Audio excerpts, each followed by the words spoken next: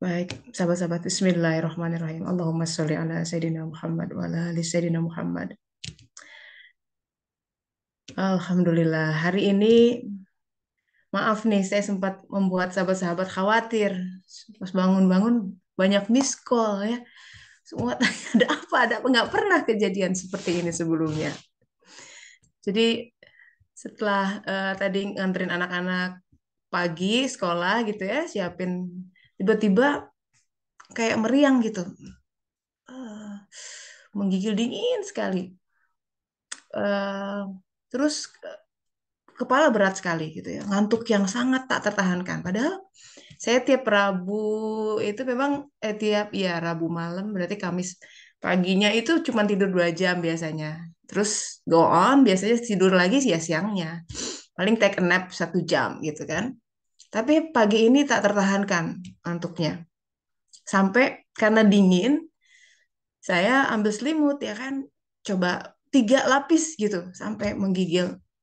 Ketiduran beneran. Itu ketiduran setelah nganter anak-anak, suami pergi, tidur aja gitu, kayak orang pingsan gitu. Terus bangun-bangun, astagfirullah udah jam 11 lebih. And I saw so many messages, semua ada, ya Allah. Jadi gini, ada latar belakangnya. Ini berkaitan dengan topik hari ini, merasa diri lebih baik gitu ya. Astagfirullahaladzim. Kena aku pagi ini. Jadi gini, aku tuh, jadi eh, jam tidur saya dan suami itu berbeda. Ya, kadang saking susahnya itu karena dia sangat super gitu, maksudnya sangat, kalau dengar keretuk-keretuk bangun dia akan terbangun, dan kalau udah terbangun susah tidur lagi. Terus saya bilang lah, gimana dong kalau saya bangun jam 3 apa bengong gini sampai subuh, kan nggak mau gitu kan. Akhirnya kadang solusinya adalah kita tidur di kamar yang terpisah gitu. It's just practical gitu, practical. Nah, terus saya perhatikan beberapa, ya, semalam itu sempat tercetus gitu dia, wah kalau kamu hebat cuma tidur 2 jam masih bisa beraktivitas seharian, ada tuh bangga diri gitu ya. Ini nggak ada yang tahu nih sih sebenarnya, nggak ada yang tahu bangga diri gitu ya. Iya gitu, merasa diri lebih baik, merasa saya lebih baik dari suami saya, merasa tuh kan aku cuma 2 jam bisa, itu halus sama sekali nggak ada sampai hari ini tertampakkan. eh Terus kata Allah kayak gini loh, loh kamu kok bangga diri begitu, aku kasih ya badan kamu tak berdaya gitu, dibikin dibikin ngantuk yang berat sekali gitu ya, dan sampai kayak pingsan aja tadi itu, beneran beneran itu hilang. Nggak pernah kayak gini sebelumnya, astagfirullahaladzim, sampai sholat duha telat gitu kan. Jadi pelajarannya pas dengan hari ini ya. Em, kita belajar meneropong aspek lain dari episode Adam alaihissalam ketika dia berhadapan dengan iblis kali ini, yang membuat iblis terkutuk ketika dia menolak untuk bersujud kepada Adam dengan alasan aku tercipta dari api sedangkan dia dari tanah. Ini tercatat kalimat ini di Al-Quran, and legit gitu, dan memang begitu keadaannya. Memang iblis tercipta dari api dan Adam dari tanah. Api itu yang elemen yang meninggi, powerful. Tanah itu humble ya kan. Eh, Lembam gitu, banyak tidur. Api itu yang wah bergerak, aktif. Eh, Tidurnya dikit. Astagfirullahaladzim. Merasa diri lebih baik itu nggak boleh. Nggak boleh. Aku kena kena tampar lagi ini. Astagfirullah. Halus sekali ya padahal sahabat-sahabat lo. Nggak ada yang tahu gitu. Merasa diri sedikit aja merasa lebih baik, langsung ditempeleng gitulah. Tapi alhamdulillah, alhamdulillah. Ini sebuah pengingat bahwa hal-hal yang kita anggap sepele di dalam hati kita, nah, kalau kita bawa meninggal, ini bahaya gitu. Jadi, so first of all, I apologize gitu. Mohon maaf atas keterlambatan ini dan mohon maaf sempat bikin sahabat-sahabat khawatir nih, sampai beberapa nelpon dan miss call saya selalu mute gitu kan, teleponnya jadi nggak kedengeran, nggak ada. So maaf ya. Jadi ya memang eh, ini aspek ketika iblis sama Adam ini. Nah, ini adalah sebuah pelajaran buat kita semua. Ingat bahwa Allah memberi nama Adam. Adam itu artinya ketiadaan. Karena memang kita tercipta dari ketiadaan. Kita entitas yang bahkan tidak bernama, tidak punya jiwa, tidak punya raga. Raga itu nanti dibentuknya. Makanya iblis mengatakan, aku tercipta dari api, sedang dia dari tanah. Merujuk ke penciptaan raganya Adam. Yang memang dari tanah, diambil dari tanah-tanah di bumi.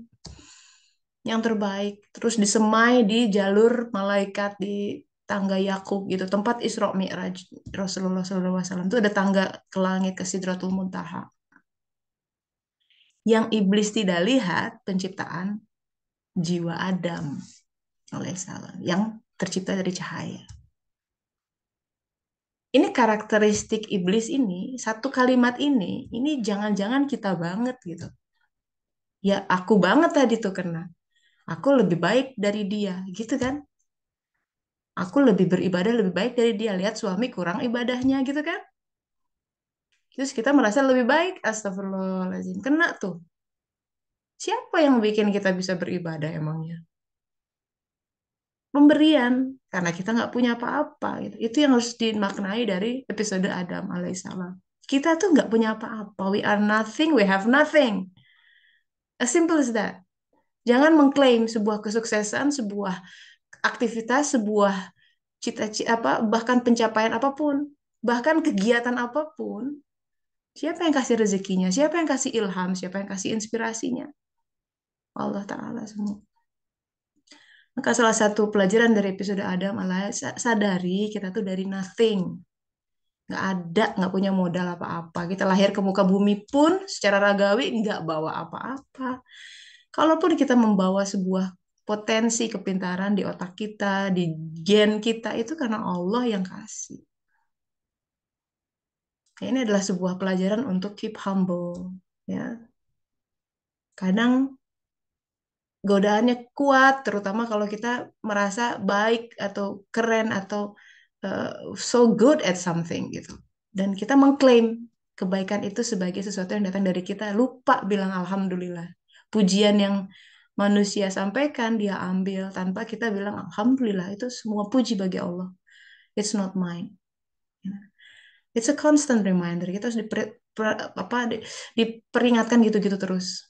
Kadang mungkin kita nggak bangga dengan diri kita, tapi bangga dengan ekstensi dari diri kita. Apa itu? Anak-anak. Bangga tuh kalau orang bilang, udah bu anaknya pinter banget. Iya, siapa dulu yang mendidiknya dalam hati. Gitu ya. Ih, kata Allah, siapa lo gitu mengklaim itu gitu. Waduh bu anaknya begini-begini. Ya itu alhamdulillah karena kita sekolahkan dengan baik. Allahnya nggak ada gitu. Dipuji-puji. Sebenarnya karena ini aku tercipta dari api, sedang dia dari tanah. Ketika merasa diri lebih baik daripada yang lain, otomatis kita merendahkan yang lain. Otomatis. Jadi kita bercermin dari ayat ini. Kalimat ini direkam di Al-Quran. Nah, itu adalah di kalau Ibnu Athaillah mengatakan itu tuh bibit ketamakan. Tamak. Tamak tuh ingin semua diklaim. Semua ini aku. Tamak. Dan tidak akan tumbuh berbagai cabang kehinaan kecuali di atas bibit ketamakan. That's the mother of all sin. Maka kalimat ini disematkan di iblis. Ya, kalau kita dengar iblis, udah ngeri-ngeri aja. Semua hal yang bisa muncul dari dia. Dan itu terjantahkan di kita. Kita kadang tidak sadar. Kita lihat ayat Al-Quran ya sahabat-sahabat. Sini berikutnya. Auzubillahiminasyaitonirrajim. Ini kan surat Al-A'raf ayat 12. Ketika Allah berfirman, qala mana'aka la tasjuda idh amartuka. Jadi apa yang menghalangimu ketika kamu tidak bersujud ketika aku menyuruhmu? Ada amar Allah. Amar tuh kata-kata besar ya. Ketika amartuka. Jadi dia menjawab, aku lebih baik daripada dia gitu. Khairu minhu, udah mengklaim begitu.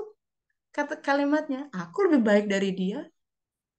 Terus dijelaskan argumentasi merasa dia lebih baik. Karena engkau menciptakanku dari api, sedang dia engkau ciptakan dari tanah. menyertakan nama Tuhan tuh di situ. Khalaqtani min nar wa khalaqtahu min tin. Jadi di situ seolah-olah punya dalil. Sama lah, manusia suka punya dalil gitu untuk menjustifikasi bahwa ya kita keluarga kita lebih baik ya. Grup kita lebih keren ya. Itu penghalang besar kalau orang mau ketemu diri. Bertemu kodrat diri yang kedua. Kodrat apa rahmat kedua gitu ya, rahmat satu, rahmat dua dalam bersuluk ya. Itu di dalam surat Al-Kahfi itu digambarkan sebagai orang yang punya kebun buah-buahan banyak hasilnya. Pokoknya kebunnya tuh subur, makmur, banyak hasilnya. Dia lihat ke sebelahnya temennya, tetangganya. Wah, kerempeng gitu ya. Kebunnya carencang kalau bahasa Sunda tuh kan nggak banyak. Timbul tuh, aku lebih sukses dari dia. Besoknya dong dibakar habis semua kebunnya sama Allah Ta'ala. Itu bagi orang yang karena Allah cintai gitu. Nggak boleh ada kayak gitu di dalam hatimu. Gitu. Jadi beware ya, awasi itu. Kalau ada kehidupan tiba-tiba ada musibah gitu ya, tiba-tiba dibikin jatuh. Jangan-jangan kita orang yang alhamdulillah tuh disayangi Allah, langsung ditegur. Jadi orang yang disayangi Allah tuh tegurannya langsung kontan di sini. Sebagai pengejawantahan dari rasa kasih sayangnya, saking sayangnya Allah sama kita, semoga ya, dia ingin kita datang ketika meninggal dengan keadaan bersih. Karena dia tidak mau membersihkan kita dengan sebuah pembersihan yang lebih berat. Dan dia tahu, dia maha tahu. Dan dia maha tahu penyakit hati kita. Gitu. Jadi dibersihin. Kalau egonya masih tinggi, ya dibikinlah episode orang mempermalukan dia atau apapun. Apa-apa yang ke hati kita merasa ini nih aku, gue gitu. Nah, itu diklaim secara halus ya, Allah ambil. Bahkan anak-anak kita pun hati-hati. Kalau kesombongan kita berasal dari mereka, Allah bikin aja anak-anaknya tiba-tiba berulah. As simple as that. Kenapa kata Allah, kok kamu ngeklaim kamu menjadi sumber kesuksesan anak-anakmu? Nih, aku balikan ya. Wah, nangis kita.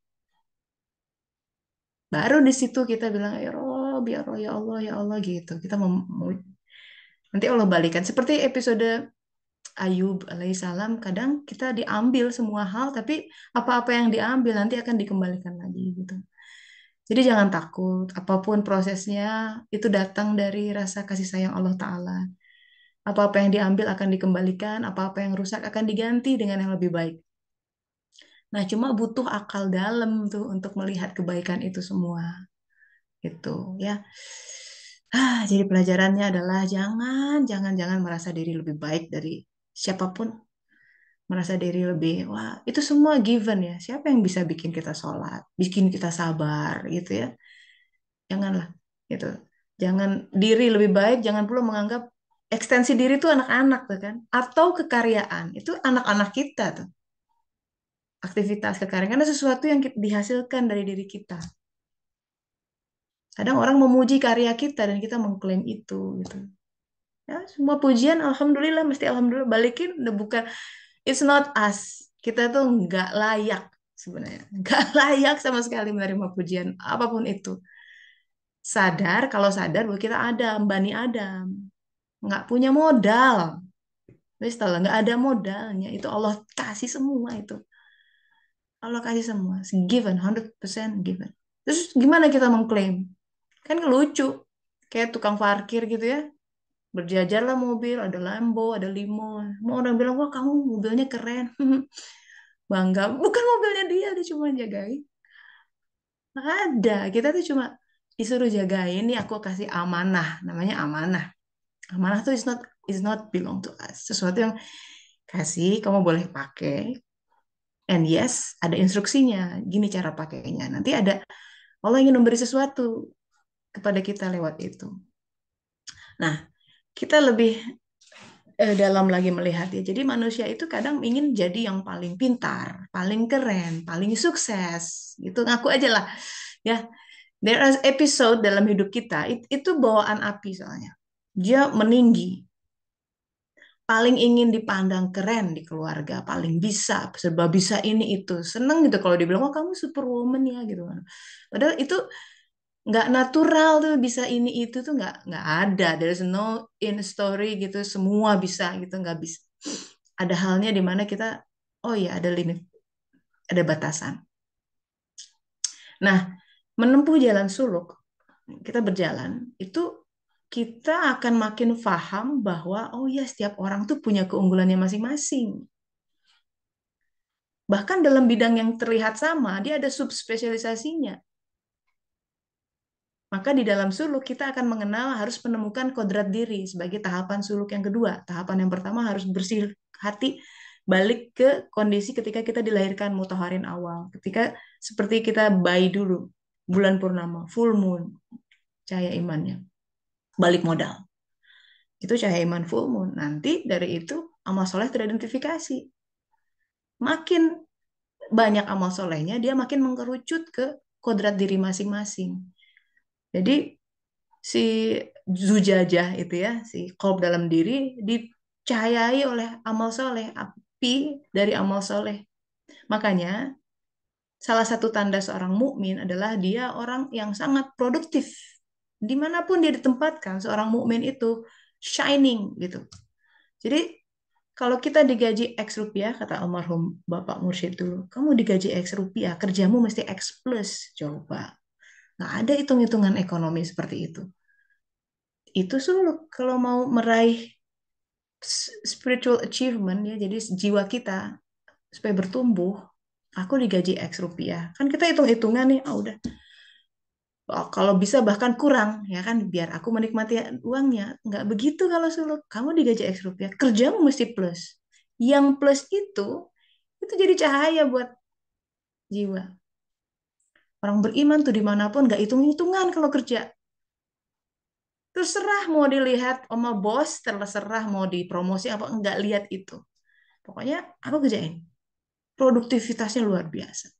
Hari-harinya dia hadapi dengan dia jalani dengan penuh ketakwaan dan penuh penuh kekaryaan. Jadi kalau bicara karya ya nggak perlu misalkan, oh sudah berapa buku ditulis nggak begitu. So sempit sekali kalau sudut pandangnya seperti itu. Kan tidak semua orang mesti nulis, tidak semua orang mesti ngomong gitu, tidak semua orang mesti ngasih kelas gitu misalkan. But apa itu produktif? Ibu rumah tangga misalkan, beres tuh, rumah rapi, produktif tuh. Hal-hal yang kadang-kadang, banyak banget kan ya pekerjaan rumah tangga tuh ngelap jendela, cucian jelas tiap hari gitu ya. Lantai mesti dipel gitu. Gak ada yang lihat. Itu pekerjaan di antara yang paling sepi. Anak-anak datang juga kadang eh, apa kaki kotor blok blok blok blok aja gitu padahal barusan kita pel gitu. Aduh ya Allah gitu. Udah gitu suami datang sore udah lihat rumah berantakan lagi. Nggak lihat tuh sehari nanti kita coba untuk membersihkan. And it's okay gitu loh. Karena kita bertransaksi dengan Allah Ta'ala. Nggak perlu dilihat malu dan nggak perlu juga tersinggung. Misalkan kamu ngapain aja seharian. Ya, Alhamdulillah gitu. Jadi itu belajar ikhlas. Itu jalan suluk di mana akhirnya kita memahami oh ya setiap orang punya punya kepintarannya masing-masing. Itu harus sampai ke sana. Nah, bicara tentang aku lebih baik dari dirimu, Al-Qur'an sudah jelas kasih kasih kasih garis gitu. Siapa sih yang paling mulia? Inna jadi akromakum itu yang paling akrom ya, paling mulia di sisi Allah adalah orang yang paling bertakwa. Titik kuncinya adalah takwa. Nggak dilihat tuh, nggak disebut yang paling mulia yang pangkatnya sekian gitu ya. Yang paling mulia. Jadi eh, kalau kita masuk ke kerajaan Allah Ta'ala di pintu gerbangnya nggak dilihat kamu datang dengan mobil apa, maka kamu di jajaran depan. Kamu punya tiket apa? Tiket VIP-nya, the only VIP tiket adalah ketakwaan yang ada di hati dan malaikat melihat itu. Jadi kita nggak bisa datang kepada Allah dengan aku punya em, aku sudah menyumbang ke masjid sekian miliar gitu. Memang itu adalah produk takwa, bisa jadi, tapi ada nggak takwanya? Bukan dilihat dari achievement secara dunia, karena ingat, emang siapa yang ngasih modal? Allah. Allah tidak melihat yang sedekah 1.000 rupiah atau yang 1 miliar. Yang dia lihat hatinya. Karena kalau yang 1.000 rupiah, mungkin dia cuma punya 10.000. 1.000 rupiah itu adalah 10%-nya. Banyak. Mau yang 1 miliar, mungkin dia punya 1 triliun. Buat dia segitu nggak ada apa-apanya. Nah, itu yang kita tidak tahu. Kadang manusia tertipu gitu dengan hanya melihat fenomena fisik gitu. Nah, suluk membawa kita kepada, ayo lihat hati yuk gitu. Sudah takwa belum? Dan takwa itu sahabat-sahabat sangat mudah dan tak perlu modal. Simple gini lah. Ya, takwa ini. Saya pengen hati takwa gimana teh? Gini ya. Apapun itu ya, panggil Allah. Nah, takwa itu kan dari sebuah sebuah penghadapan hati pada Allah Ta'ala. Terutama sepertiga malam terakhir tuh. Very recommended. Di situ, oh hadisnya ada kan, Allah turun ke langit bumi dan bertanya siapa yang meminta aku akan kabulkan gitu. Siapa meminta ampun aku akan ampuni dan semuanya. Di situ kita coba tempatkan semua mimpi kita, angan-angan, cita-cita, semua apapun yang bergejolak dalam hati kita yang berupa selain Allah di atas tanah dan kemudian kita meminta, berbicara sama Allah Ta'ala. Sampai nangis kalau perlu. Nah, cari itu tempat titik di mana kita merasa fakir gitu. Sama sekali tidak berdaya. Di saat itu ketakwaan tengah terbangun, sahabat-sahabat. Jadi ada rasa hati yang kemudian memanggil dia. Walau kita nggak sholat misalkan ya, aduh ngantuk ya Allah, ambil tiduran misalkan, tapi nah itu kadang-kadang ambil nyetir gitu ya, ditumbuhkan lagi itu. Jadi takwa contohnya. Karena kembali lagi, kita mesti paham semua kejadian yang Allah hadirkan ya. Kenapa kita begini? Kenapa situasinya di sini gitu ya? Itu karena tidak jauh dari setiap orang punya kodrat diri masing-masing, punya misi hidupnya masing-masing. Jadi orang itu punya urusannya sendiri, bidangnya apa? Itu nggak akan kelihatan kecuali takwa.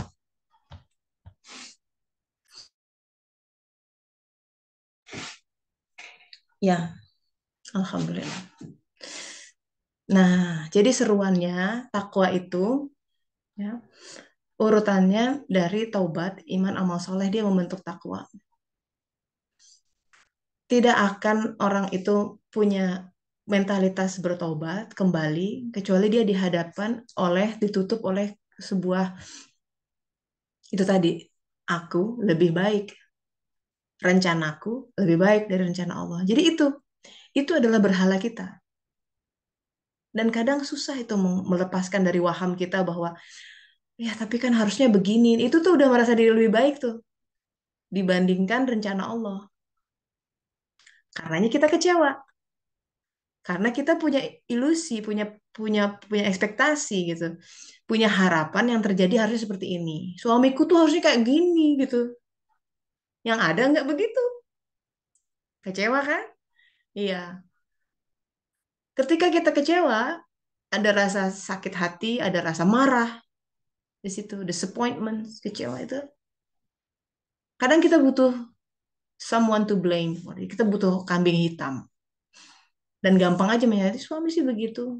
Aku kan lebih baik dari dia. Nggak bilang sih aku lebih baik dari dia, tapi dia udah menjudge seseorang, dalam hal ini suaminya misalkan, nggak bener.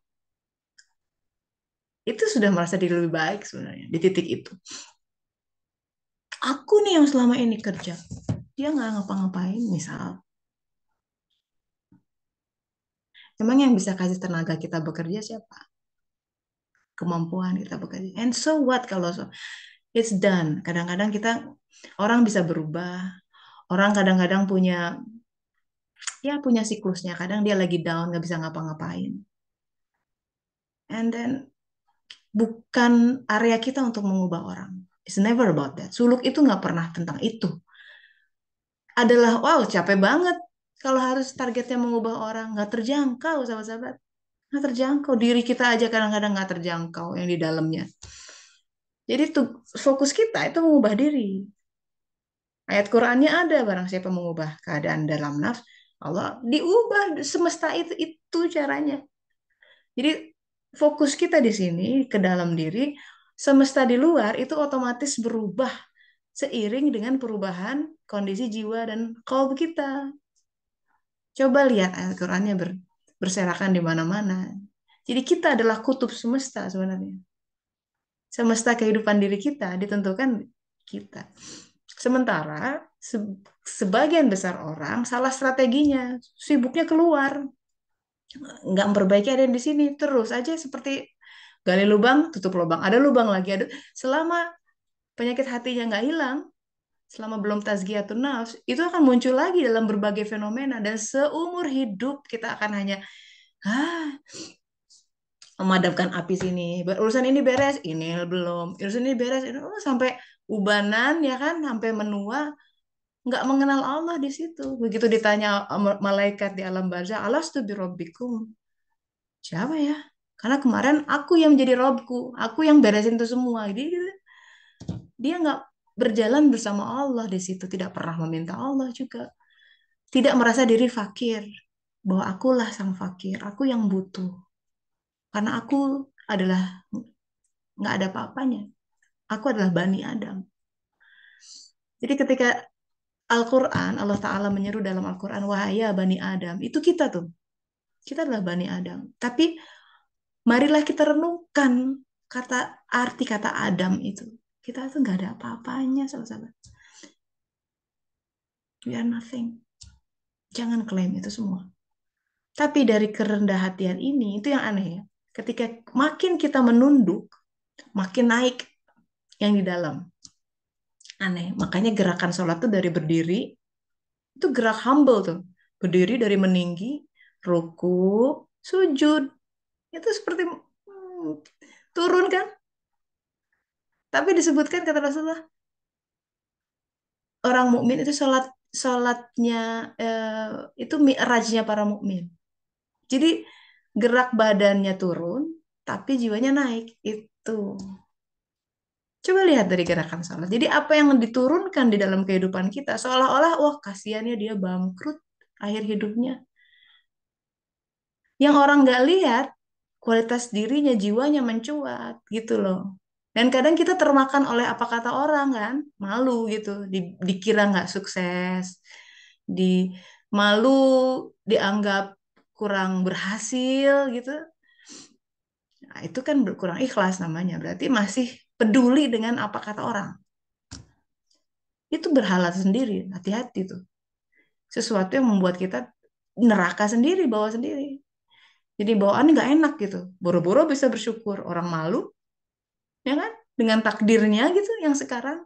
Malu aku gini gini ya, malu. Orang mau ke rumahnya juga malu malu malu. Karena dulu rumahnya gede misalkan ya, kayak gedong gitu sekarang malu. Kan dia nggak bersyukuri apa yang Allah berikan di saat itu. Padahal kita belajar dari gerak sholat, dari berdiri, diturunkan. Padahal posisi sujud itu posisi terdekat kata Rasulullah, seorang hamba dengan Allah Ta'ala. Maka perbanyaklah doa pada saat itu. Jadi sebelum tahiyat akhir, doa tuh di situ dalam hati. Apa? Mau punya hajat apa di situ? Nah ini paradoks kehidupan yang kita mesti paham sahabat-sahabat. Kadang dunia kita diturunkan, tapi ada yang melejit di aspek lain. Dan ini buat orang yang tidak mencari Allah nggak akan kelihatan. Jadi kalau misalkan ada sahabat teman kita yang bilang, oh kamu kasihan ya gini gini gini, nggak usah didengar. Berarti orang itu maaf maaf buta hati ya, tidak bisa melihat apa yang Allah sedang tumbuhkan di dalam diri kita. Kalau orang sahabat yang benar, dia akan bilang gini, kamu memang begini kehidupannya, tapi saya melihat kualitas lain dari dirimu yang luar biasa. Nah, bisa begitu tuh dia. Pegang tuh teman-teman kayak gitu. Itu precious.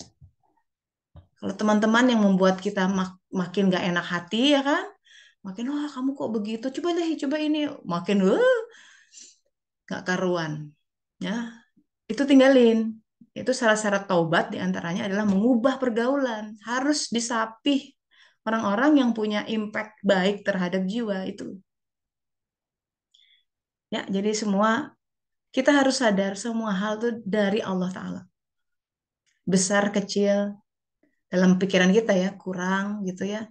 Atau apa. Termasuk pasangan kita yang ada sekarang. Pasangan tuh banyak ya, dari suami, pekerjaan, pasangan. Itu yang Allah pasangkan kan. Itu dari Allah. Dengan semua, yes, dengan semua perilakunya. Ya, jadi seruannya adalah coba kita pancarkan air ketakwaan dari setiap urusan yang kita pegang. Apapun itu. Sesimpel apapun kelihatannya itu yang orang nggak lihat itu sebagai sebuah karir gitu. Nggak, bahkan nggak bisa masuk ke CV. But this is from God. Ini semua dari Allah Ta'ala. Ingat, tidak diukur dari besar kecilnya achievement, tapi takwa. Nah, orang yang tamak, kayak iblis, ya, berpikirnya pasti tentang pangkat. Yang keren itu yang, oh, dia akan, kalau lihat temen yang, wah pangkatnya tinggi, datang pakai mobil keren, dia penghadapannya beda dengan orang yang datang pakai beca gitu ya, dan nggak ada apa-apanya gitu. Itu udah menganggap diri lebih besar. Hati-hati. Di dalam dunia spiritual ada lagi jebakannya, kewalian gitu. Oh, karomah yang dibagi. Aduh, jadi kalau kita nggak betul-betul mencari Allah itu jebakannya banyak ya. Hijab itu ada namanya hijab cahaya. Cahaya pun bisa jadi hijab dan hijab kegelapan. Semata-mata karena kita tidak punya kesadaran dan pengetahuan tentang siapa itu Allah gitu. Kita lupa bahwa kita adalah Bani Adam. We come and we were nothing. Itu untuk ditafakuri buat kita semua. Kita masuk ke sesi diskusi ya, sahabat-sahabat. Yuk, silakan. Saya undang sahabat-sahabat yang mau bicara atau ya boleh dikirim lewat chat. Duh, maaf ya tadi telah it's so embarrassing in a way.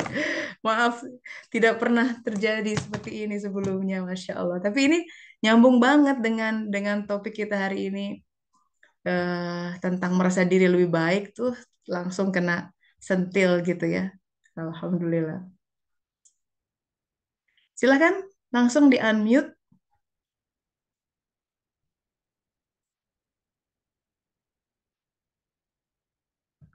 ya. Ayo jangan biarkan aku bicara sendiri. Ya. This is our sharing session. My favorite part of kajian suluk adalah bagian sharing sessionnya, because this is the part where I can learn gitu. Ini bagian kita bisa saling belajar satu sama lain. Yes. Mhm.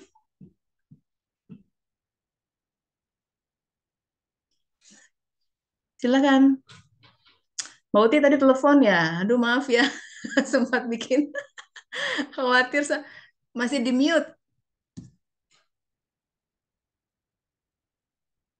Ya. Aku Ya. khawatir tadi tuh. Aku telepon Iya. ke mama. Terus saya Nah, tak hubungannya gitu gitu. Tapi kata mama, paling arek iku ketiduran itu paling. bener.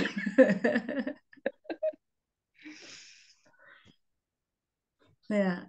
Iya bener. Bener sih. Ketiduran. Tahu dia jadwalnya hari ini. Ya itu. eh jadi merasa sempet itu kalau ketampar. Ada tuh memang aku akui gitu, dan saya share di sinilah supaya jadi pelajaran buat kita. Sedetik aja merasa, sesaat aja, mungkin less than 1 second, kurang dari 1 detik merasa diri lebih baik, itu kena kisos namanya, kena kisos. Jangan merasa diri lebih baik, itu mesti banyak istighfar. Mm-mm. Wah, aku keren nih. Karena astagfirullah. Orang kita nggak punya modal gitu loh. Terus merasa keren. Terus mengklaim, aku lebih baik dari dia. Itu halus sekali kadang-kadang. Kadang-kadang halus sekali. Makanya mesti banyak-banyak istighfar. Nah, itu yang bisa menutup rezeki itu. Allah mau kasih rezeki tertutup oleh banyak hijab-hijab qalb. Makanya kata Rasulullah, perbanyaklah istighfar. Itu akan membuka rezeki. Nah, masalahnya juga kadang kita istighfar nggak ngerti apa yang diistighfari gitu ya. merasa nggak punya salah gitu. Padahal hati belepotan dengan berbagai banyak kayak gini hal-hal yang membuat kita berjarak sama Allah Ta'ala. Nah itu hati-hati yang kita nggak sadar. Bahkan sholat pun gitu ya, kan disebutkan ada orang yang sholat tapi sholatnya malah membuat dia makin berjarak sama Allah Ta'ala. Itu gimana tuh? Ada tuh Hmm. hadis kan seperti itu. Sholat tapi sholatnya makin dia membuat jauh gitu.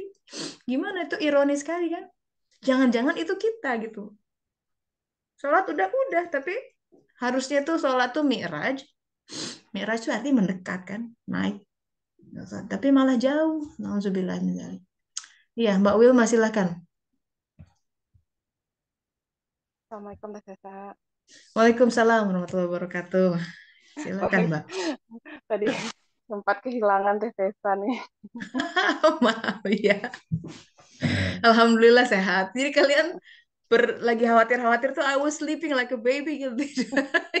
Pingsan. Kepikiran sih ini mungkin kayaknya kemungkinan besarnya tertidur gitu. Iya, Cuma ya, ya. Nggak biasanya mungkin. nggak gitu gitu. Masya Allah, Masya. Nggak pernah dari 2016 ya kita pengajian kayak gini-gini tuh. Kalau telat, saya kasih kabar biasanya Iya, telat 5 menit biasanya ada ya, kabar telat tuh 5 Teh menit. Sesa. Mm-mm. Ya, Ya, Masya Allah. mungkin apa ya yang Teh Sesa ceritain tadi itu saya nggak tahu apakah ini sama atau mirip gitu. Tapi ini kejadiannya baru banget nih tadi pagi.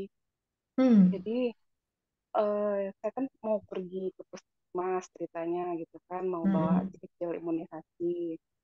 Hmm. Sebenarnya kemarin udah deket rumah ada posyandu, tapi ternyata petugas puskesmasnya itu ketinggalan satu imunisasi. Akhirnya dia bilang ke puskesmas aja gitu kan.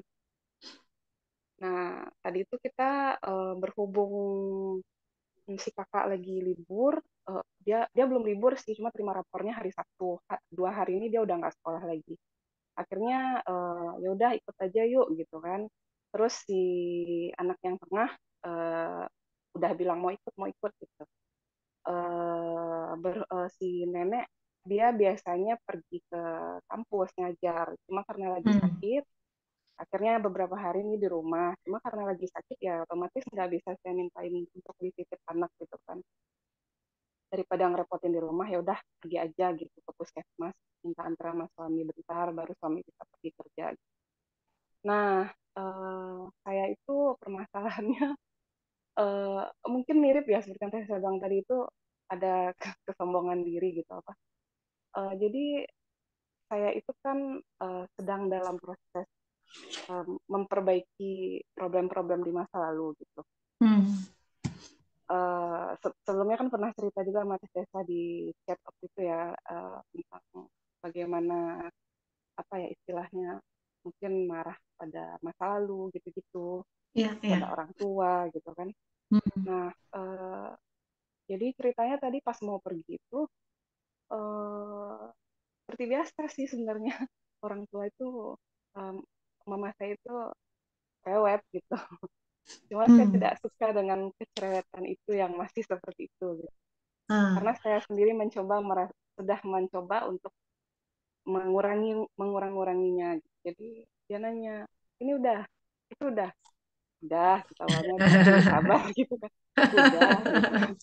Yang gini Ya, gimana ya. gitu. Udah dalam hati ngomong gini, aduh mama tuh sakit dah deh nggak usah mikirin yang udah santai aja gitu. Kami pergi, insya Allah udah beres semua deh gitu dalam hati gitu ya. Terus akhirnya sampai terakhir ditanyain kayak 3 atau 4 kali ditanya lagi kayak gini gimana udah belum ya agak tinggi sih nadanya ya udah gitu kayak gitu, gitu. Terus eh, pas mau naik Ah. mobil gitu Hmm. saya buka mobil jadi kan saya gendong anak yang bayi itu di badan pakai gendongan gendongan yang apa sih namanya gendongan kaos ya. Nah Hmm. gendongan kaos itu biasanya saya yang tangan saya dua-duanya bebas teh. Hmm. Entah kenapa seperti yang Tetesa bilang tadi entah kenapa gitu pada hari ini yang saya nggak pernah pakai karena anaknya baru 2 bulan harusnya kan gendongannya yang yang yang tangan saya bisa bebas itu dua ya, langsung anaknya nempel ke badan, nggak perlu saya pegang-pegangin. Entah Ya. kenapa hari Hah. ini saya iseng gitu, pakainya eh, yang apa, yang selempang doang gitu loh. Jadi Oh ya tangan saya ya. tangan saya satu lagi kepake buat nopangin lehernya karena dia belum kuat kan lehernya. Right. Ah. Nah, ceritanya Ah. tangan saya satu kepake, satu lagi bebas gitu. Otomatis nggak sigap dong gitu. Nah, ketika saya buka pintu, si si anak tengah ini yang masih umur 2 tahun, dia masih belum ngerti kan, kalau Uninya yang 6 tahun dia udah ngerti nggak boleh nyender ke pintu mobil. Dia nyender Hmm. pintu mobil, nih teh yang Oh. si anak 2 tahun ini. Hmm. Dan dia itu udah posisinya saya kelihatan nih, saya ngerasa bisa nangkep. Tapi karena tangan saya itu nggak bebas, saya nggak Hmm. gesit, keseimbangan saya nggak bagus, nggak ketangkep teh, jatuh ke bawah ke jalan. Astagfirullah. Dari Oh. posisi mobilnya rush kan ya, cukup tinggi itu kalau Mm-mm. menurut saya, tinggi. Oh. Ya Kejeduknya Allah. itu dengar gitu, jeduk Oh. gitu. Aduh, gimana itu rasanya ya? Terus dia langsung nangis, Mm-mm. saya langsung kayak merasa bersalah gitu karena aduh ini kenapa sih pakai gendongan kayak gini hari ini gitu loh. Hmm. Nah, berhubung biasanya saya panik banget kalau pokoknya kalau kejadian apapun itu selalu panik gitu karena sedang berusaha merubah merubah Hmm. eh, ketidakbaikan itu, jadi saya berusaha tidak panik gitu, seperti yang Hmm. saya selalu bilang gitu kan, jangan panik, tenang dulu, ambil napas dulu. Nah, karena saya panik, saya kasih si adik itu sama ayahnya peluk gitu, saya suruh peluk karena saya sendiri belum menenangkan diri sendiri. Hmm. Tapi karena tadi saya terkesan ceroboh, tidak melihat bagaimana di dalam, tidak lihat jendela dulu, harusnya periksa dulu gitu adiknya nyender apa enggak gitu kan. Kayaknya dia Hmm. marah juga sama saya gitu, saya udah ngerasa Hmm. bersalah, udah ngerasa dihakimi gitu kan. Nah, tambah lagi satu lagi, pada saat terjatuh itu akhirnya kita duduk dulu, belum jadi pergi nih. Akhirnya kita duduk dulu, masuk lagi ke rumah, duduk di ruang tamu. Saya duduk ambil nafas, si adik sama ayahnya dipeluk dulu, tenang gitu kan. Datang lagi satu ujian lagi selanjutnya. Tadi kan udah ujian tuh, pas mau pergi ditanya-tanyain dulu kan. Terus ternyata ujian selanjutnya adalah uh, uh, mama saya ini nggak bisa sabar dalam menanggapi kejadian-kejadian kayak gitu. Jadi biasanya kalau misalnya ada yang jatuh, dia ribut dulu tuh. Tadi kenapa? Oh ini posisi jatuhnya gini. Oh tadi gini gini gini tuh loh. Jadi kita yang berusaha menenangkan diri itu jadi tambah panik gitu. Nah, tadi Hmm. pas saya lagi menenangkan diri, yang bernafas dulu, kita semua diem nih, saya dan suami saya diem. Pokoknya kita nenangin diri dulu, nenangin si adik dulu gitu kan, dia udah masih nangis. Saya periksa lukanya, saya tanyain mana yang sakit. Ternyata mama saya nanya lagi, tadi posisi jatuhnya gini, gimana, gimana, gimana, gimana, gimana. Sampai akhirnya saya nggak tahan gitu, saya komenin lagi tuh. Saya komenin lagi, udah dong tenang dulu gitu, orang lagi nenangin diri Hmm. gitu. Karena Hmm. saya Hmm. sendiri Hmm. posisinya belum, masih panik kan sebenarnya gitu. Cuma karena berusaha memperbaiki supaya tidak seperti itu melulu, belum bisa belum bisa langsung tenang, tapi nggak bisa juga dengar stimulasi dari luar, jadi tertrigger gitu, kalau orang ribut-ribut Ya. lagi jadi tambah panik. Iya. Nah akhirnya setelah itu kita nenangin diri, akhirnya karena saya ngomong kayak gitu, kayaknya mama nyadar saya marah gitu kan, dia pergi aja gitu, dia nggak mau tambah ribut, dia udah nyadar juga dengan kejadian-kejadian yang sebelum-sebelumnya, dia langsung pergi daripada kita ribut gitu. Nah, saya nenangin diri itu apa sih yang terjadi tadi gitu. Jadi Nah, sepertinya seperti yang saya cerita itu, ya. kalau ya saya mungkin ngerasa udah lebih baik kan gitu ya, nggak ceriwis lagi sebelum mau pergi, pokoknya nyantai aja lah gitu. Pokoknya kita kita nggak perlu ditanya-tanya lagi deh gitu. Udah beres kok semuanya. Gitu. Dan Hmm. ternyata yang kedua juga nggak boleh apa, pokoknya sabar deh, tahan hati gitu. Nanggepin kenyinyiran pada saat panik itu bikin tambah panik, tapi ternyata ya harus gak usah ditanggepin, dah diam aja gitu, gak usah Iya. ngerasa udah lebih gitu kayaknya, Mm-mm. karena saya memang berusaha. Membela diri gitu ya. Iya iya, betul banget, tidak gitu. Ya Kadang udah udah dulu. telan aja gitu. Oke, I messed up. Oke, saya bikin salah. Udah terima. Maaf. Udah. Nggak usah, ya, tapi kan aku pembelaan tuh. Karena Iya ya nggak mau disalahin. Iya. Ya, ya, ya. Betul, betul. Ya ini kecenderungan ini kan, manusia kan cenderung takut untuk dilihat lebih rendah dari yang lain. Karena bawaan api itu ke atas. Coba kalau lihat lilin ya, kalau kita nyimpen tangan kita di sekitar lilin, itu yang paling panas di daerah atas. Secara fisik seperti itu, jadi fisika meninggi gitu karakteristiknya. Dan kita punya elemen itu masalahnya. Kita punya elemen udara, fire, earth, water itu semua ada di kita, di jasad kita ya, adonan kan tanah liat, diadon gitu dan Hmm. nanti dibakar, di lempungnya dikerasin kayak seperti orang membuat tembikar gitu. Jadi ada elemen itu dan kita harus sadar jangan sampai itu elemen berguna sebenarnya untuk kalau orang nggak ada elemen apinya lembam, nggak ada semangat hidup, boro-boro pengen achievement, tapi harus digunakan pada porsi yang tepat itu ya. Nah, jadi alhamdulillah tuh jadi tadi ya pelajaran pagi ini ya Mbak Wilma ya. Kadang Iya. hal-hal yang kita menyepelekan atau kadang kesel tuh sama si mamah gitu ya. Terus itu kadang terselip di situ merasa diri lebih baik gitu.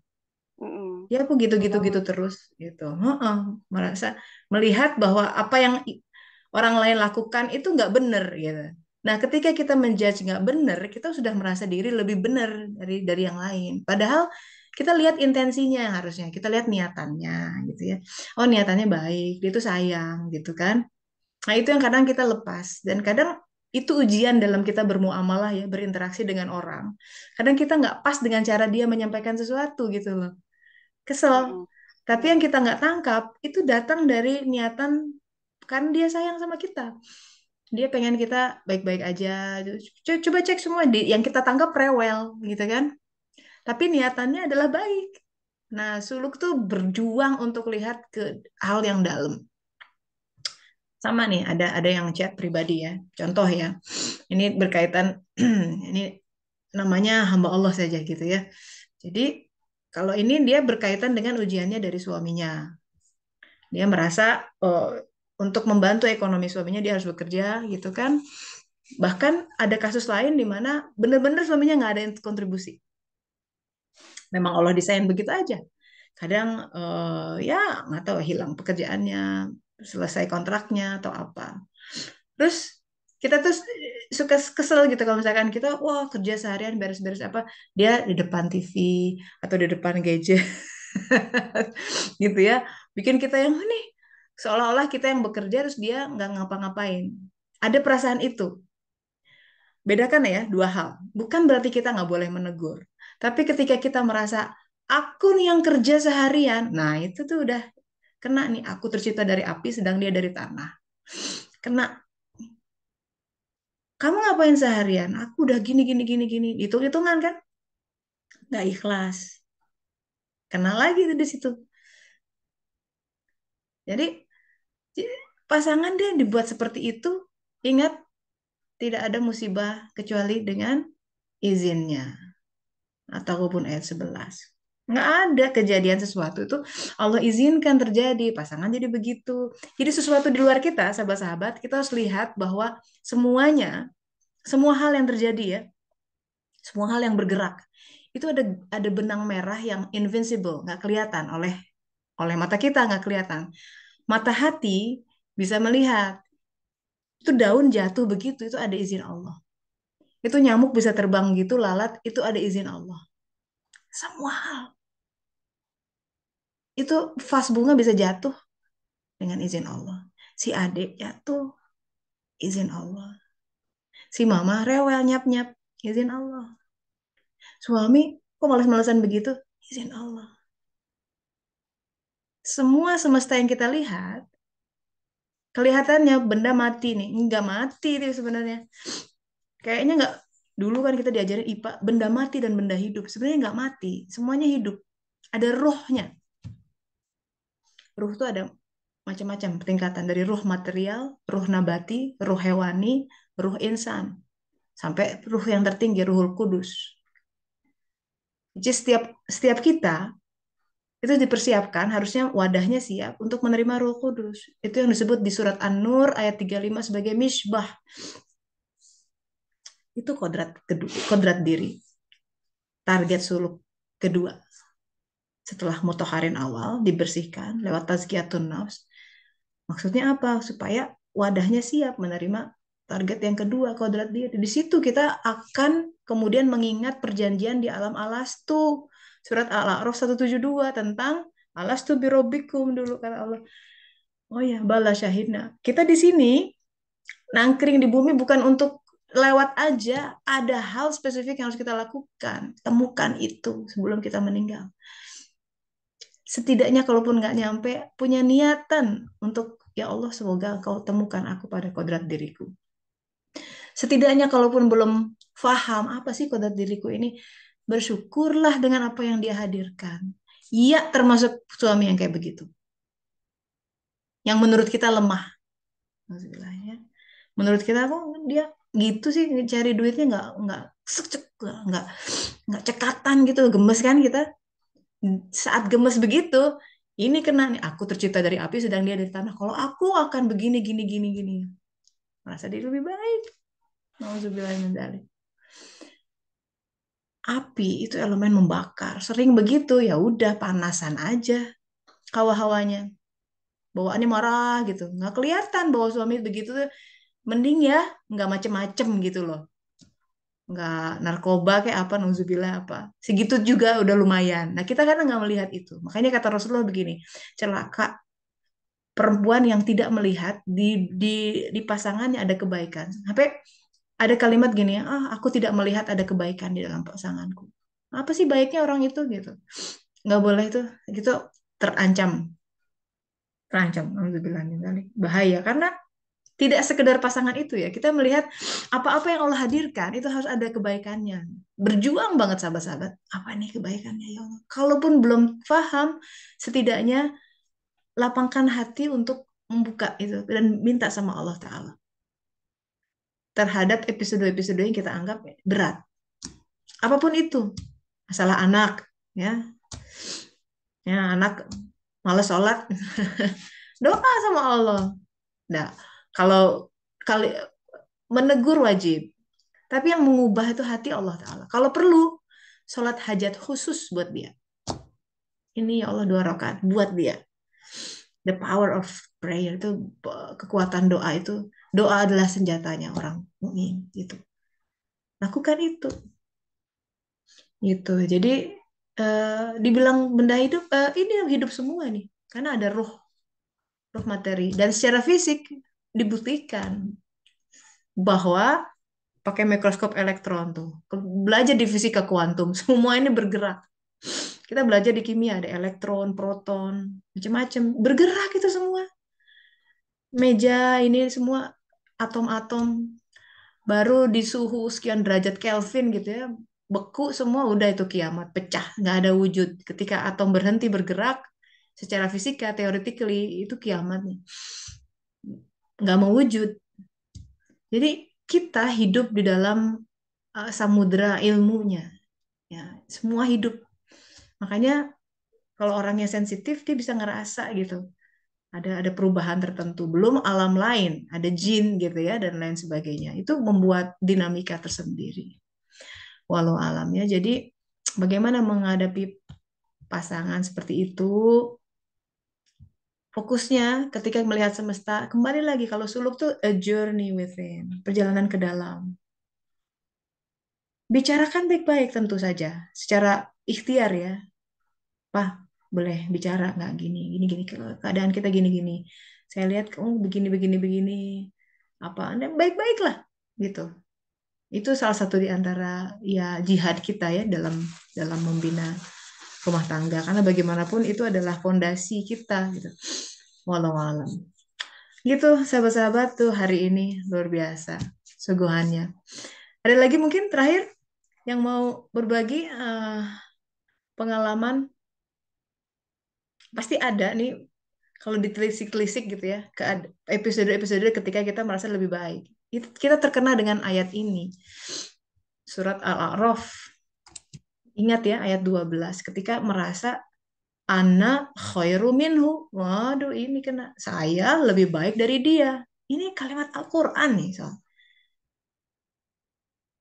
Jadi hati-hati. Kita mengutuk iblis, jangan-jangan kita berperilaku seperti iblis gitu. Karena merasa lebih baik. Tapi kalaupun kita tidak merasa lebih baik dari orang, kadang kita merasa rencana kita lebih baik dari rencana Allah. Betul nggak? Ana khairul lahu. Saya lebih baik. Karenanya kita terseret-seret terus dalam kehidupan. Karena takdirnya sangat kokoh. Sementara kita punya agenda lain. Ya, pengennya anakku begini, nikah sama yang begini, kerja yang begini. Kejadiannya beda. Pengennya hidupku begini. Itu waham kita yang mau mengatakan bahwa definisi hidup bahagia kita itu dipengaruhi oleh sekian banyak memori masa lalu lah, apa, influence, apa namanya, pengaruh dari sekitar, dari pergaulan dan lain sebagainya, itu membentuk waham-waham. Waham itu namanya palsu, ilusi, bukan pengetahuan yang hak. Maka itu fungsinya sholat, sahabat-sahabat. Sholat itu merekalibrasi semuanya. Di dalam sholat, seharusnya semua itu runtuh. Pemahaman kita tentang kehidupan kita yang salah diambil di situ. Sholat, kata sholat itu mirip satu akar dengan sholawat. Ada hadis begini, barang siapa banyak keutamaan sholawat ya. Sekali kita bersolawat kepada Rasulullah SAW, Allah akan mencabut 10 sayi'ah. Coba bayangkan. Dari hati itu, dicabut. Yang jelek-jelek dicabut 10 dan diganti dengan kualitas yang baik. Banyak-banyak sholawat. Itu diantaranya, semoga ya bisa mencahayai hati kita. Bicara tentang sholawat, saya mau bagi ini juga. Ini karena sangat berharga, saya simpan di handphone dalam bentuk kertas yang dilipat-lipat karena aku selalu ingin membacanya. But I'm gonna share it with you what I have in my telephone. Berkaitan dengan wahyu. Aduh, ini udah kayak kitab dari zaman saking udah lama. Nah, masih bisa kebaca sih tapi. Oke. Ini luar biasa. Sesungguhnya Allah Subhanahu wa taala telah menurunkan wahyu kepada Nabi Musa alaihissalam. Ini wahyu turun. Wahyu nih dari Allah taala. Jadi kategorinya wahyu. Ini kata Allah taala gini ya. Wahai Musa, kalau engkau ingin aku lebih dekat denganmu daripada pembicaraanmu dengan lidahmu, daripada bisikan hati dengan hatimu, daripada nyawa dengan badanmu, daripada cahaya penglihatan dengan matamu, dan daripada pendengaran dengan telingamu. Aduh itu. Ini ungkapan kedekatan yang saking pengen Allah mengungkapkan, kalau kamu ingin aku lebih dekat darimu, deskripsikan. Lebih dekat daripada bisikan hati dengan hatimu, daripada nyawa dengan badanmu. Itu sebuah, nggak kebayang sih kedekatan seperti apa. Pengen dekat sama Allah seperti itu? Kuncinya ini kata Allah. Maka perbanyaklah engkau salawat atas Muhammad sallallahu alaihi wasallam. Allahumma sholli ala sayyidina Muhammad wa ala ali sayyidina Muhammad. Jadi jangan biarkan hari kita lepas tanpa kita salawat. Lagi ngapain salawat, Allahumma sholli ala sayyidina Muhammad. Lagi jalan, lagi apa? Kunci kedekatan kata Allah Ta'ala kepada Musa. Mari kita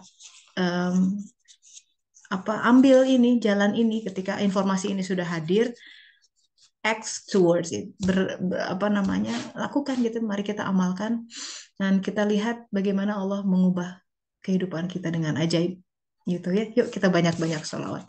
Alhamdulillahirrahmanirrahim. Dengan demikian hari ini tuntas saya berikan kajian suluk gelombang 13 pertemuan ke-15. Alhamdulillah. Terima kasih sahabat-sahabat for your support. Terima kasih for standing by. Selamat menunaikan sholat maghrib ya buat waktu Indonesia Barat. Semoga Allah Ta'ala mengaruniakan kita pemahaman yang lebih baik dan bisa taubat dengan taubatan nasuha. Selamat beraktivitas kembali. Saya pamit dulu, kita telah akhir majelis. Subhanaka Allahumma wa bihamdika asyhadu an la ilaha illa anta astaghfiruka wa atubu ilaik. Alhamdulillahirabbil alamin. Terima kasih ya, pamit dulu. Teman-teman sami-sami Telin. Waalaikumsalam warahmatullahi wabarakatuh. Saya tutup ya. Terima kasih.